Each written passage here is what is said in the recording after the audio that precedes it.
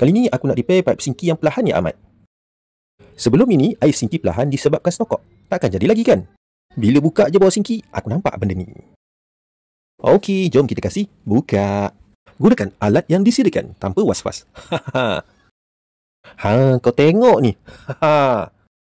Dia punya pekat tu tak boleh bawa bincang. Sebab itulah air tak boleh lalu dekat filter ni. Jadi kalau tak pakai filter ni, tak berapa banyak lah yang masuk dalam badan kita kan.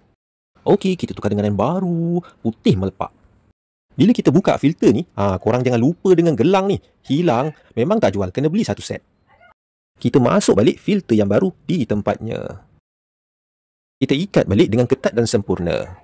Pada aku yang selama buat pipe ni, bab ni yang sangat mendebarkan. Yelah kan, lepas kita buka, takut dan risau kalau apa-apa leaking yang berlaku. Alhamdulillah tak ada leaking. Okey, jom kita tengok balik filter kat bawah ni. Air dah mula masuk secara perlahan, tetapi lambat nak penuh. Okey, nampak tak punat atas ni? Punat warna merah ni. Dia ada fungsi dia yang tersendiri. Punat ni berada di atas filter. Tujuannya adalah untuk membuang angin ataupun mengeluarkan angin yang berada dekat dalam filter ni. Lihatlah apabila kita menekannya. Kita keluarkan angin, air mula masuk memenuhi tabung filter ini.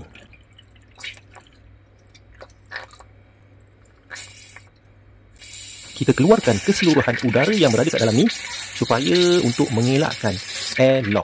Airlock ni kalau ada dekat dalam, pipe kita seakan tersumbat. Yalah, air nak keluar, ada pula udara kat dalam yang tak nak keluar.